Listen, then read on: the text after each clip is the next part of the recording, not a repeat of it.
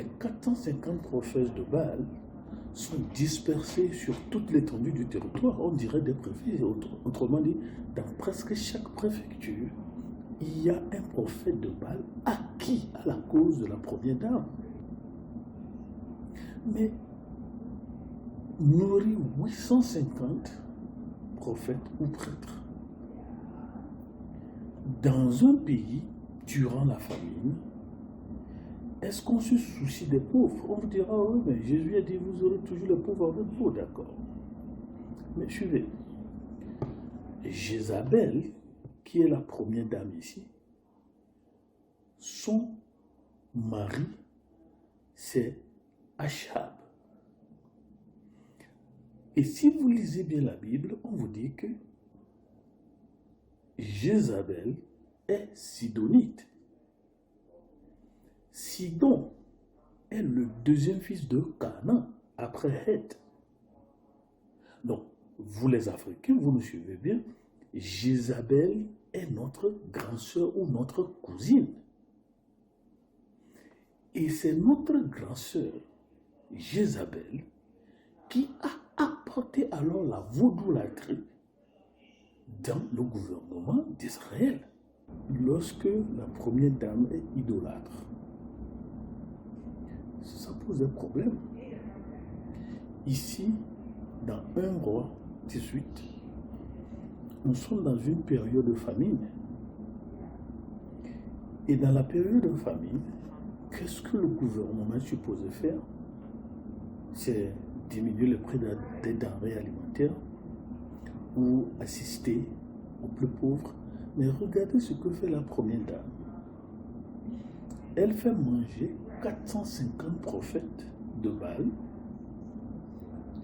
et 400 prophètes d'Achéra ou Ashtarté, qu'on appelle les prophètes de mosquée, c'est-à-dire eux, ils sont proches du palais royal, ils sont proches de la ville royale. Et il faut bien comprendre ce qui se passe ici. Il faut bien comprendre ce qui se passe ici. Jézabel a apporté la vaudoulatrie dans le royaume, au palais du roi. Donc, le papa de Jézabel, en fait, son père s'appelle Ethbaal.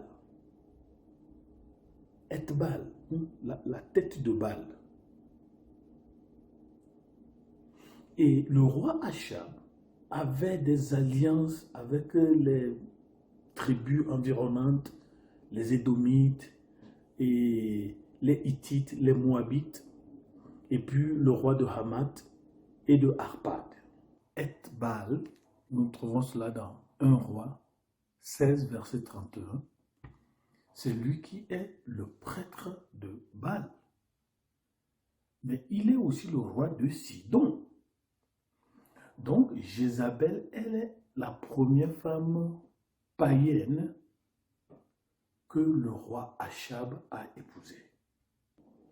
Ce qui est une violation de la constitution religieuse de la nation. Et compte tenu de la méchanceté de ce qui se passait, au lieu que le roi encourage les prophètes, développe les prophètes, fortifie les prophètes, on développe plutôt les prophètes de Baal, en violation de la loi deutérocanonique.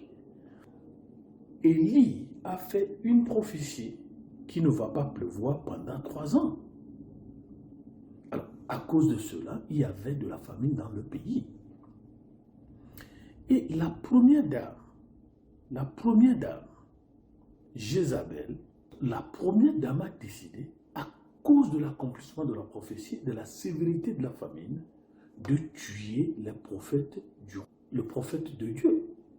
Vous lisez, quand vous allez dans 1 Roi, chapitre 18, verset 4, on dit, et lorsque Jézabel extermina les prophètes de l'Éternel, Abdias, in English they say Obadiah, prit 100 prophètes. Donc Obadiah ou Abdias travaillait au palais du roi. Et lorsque la première dame voulait exterminer les prophètes de l'Éternel, Abdias a caché 100 prophètes, en raison de 50 prophètes par cave. Stanley a appelé Abdias, le Sébastien du Dioclétien juif. Alors, le défi que Élie lance ici, c'est un match retour. On ne sait pas combien de prophètes de Dieu Jézabel a fait tuer, mais Élie est revenu en renfort et la sévérité de la famine a fait que un jour, Achab a demandé à Abdias, nous allons nous promener dans le pays pour trouver de vrais pâturages. Et c'est comme ça que Abdias a rencontré Élie. Et Élie l'a envoyé maintenant vers le chef de l'État pour lui dire, moi, Élie, le prophète de l'Éternel que vous avez chassé, vous voulez tuer, que vous poursuivez, que vous avez lancé les Interpol, tout ça, je veux vous rencontrer. Et Abdias dit, Élie, mais je ne peux pas faire ça. Je ne peux pas faire ça. Là, c'est que vous donnez ma tête à couper. Il va dire au chef de l'État. Va dire au chef de l'État d'organiser le match retour. Vous avez tué les prophètes de l'Éternel. D'abord, premier mi-temps, on va voir qui est le vrai Dieu. Et deuxième mi-temps, vous allez voir ce qui va arriver aux prophètes de Baal et d'Ashtarté. Voilà les décors. Donc, l'arrière-plan et ce que nous appelons le contexte spatio-temporel de ce que nous disons. Alors, si vous faites 450 plus 400, ça fait 850 personnes qui mangent à la table de la première dame. Donc, il y a l'argent. L'argent de qui? L'argent de la nation. Les taxes des citoyens. Alors, on me dit dans ma recherche que bon, en fait, ce n'est pas à la table de la reine elle-même, mais c'est des tables acquises à la cuisine royale. Bon, et le dieu Baal, selon certaines recherches, c'est le dieu de Tyr, on dit le royaume de Tyr, on dit Sidoniens, Phéniciens, Tyr, tout ça. Et le nom même, c'est Baal Merkat, qui est la déesse de la fertilité. C'est ça que la dame... Mais c'est comme un chef d'État qui épouse une femme d'un autre pays et la femme transporte les vaudous de son père féticheur pour venir s'installer dans notre palais de la présidence. Et on veut que les citoyens se taisent. Parce que c'est nous qui avons le pouvoir. Et ceux qui veulent monter la tête, on leur a coupé la tête à moins de fuir. Comment voulez-vous que Dieu se taise au ciel? Comment voulez-vous? Ça, c'est une violation flagrante de la constitution religieuse deutéro-canonique de la nation. On n'apporte pas des idoles au palais de Dieu. Aujourd'hui, il y en a plein d'ailleurs. Pensez à cela. Donc, une dame qui consolide ou solidifie le règne de son mari par la vaudoulatrie. Alors, ces prophètes qu'on nourrit sont clés. C'est eux qui soutiennent le gouvernement. Autrement dit, c'est eux qui sont supposés soutenir le gouvernement. C'est eux qui dictent les nouvelles politiques, les nouvelles spirituelles. Ouais, il faut faire tel sacrifice à l'approche des élections. Il faut faire ceci. Et on va faire des conjurations. On va voir ceci et cela. Donc, ces prophètes de Baal sont des professionnels de divination et des diseurs de bonne aventure. Excellence, Madame la Première Dame, après consultation, après divination, on a constaté que c'est ce qui arrivera au royaume. Alors, il faut faire telle cérémonie. En fait, l'économie nationale. La Première Dame a 850 prophètes qu'elle soutient. Ça, c'est un gouvernement parallèle. Sans compter ceux et celles qui sont acquises à son service à la maison et dans son bureau, si on doit être quotidien. Le mari aussi a son gouvernement, le gouvernement du peuple. Mais vous voyez ce que fait l'argent de nos nations. Vous voyez ce que fait l'argent de nos nations. Et donc, quand les gens disent, oui, il faut jeter la Bible, quelle partie de la Bible vous lisez?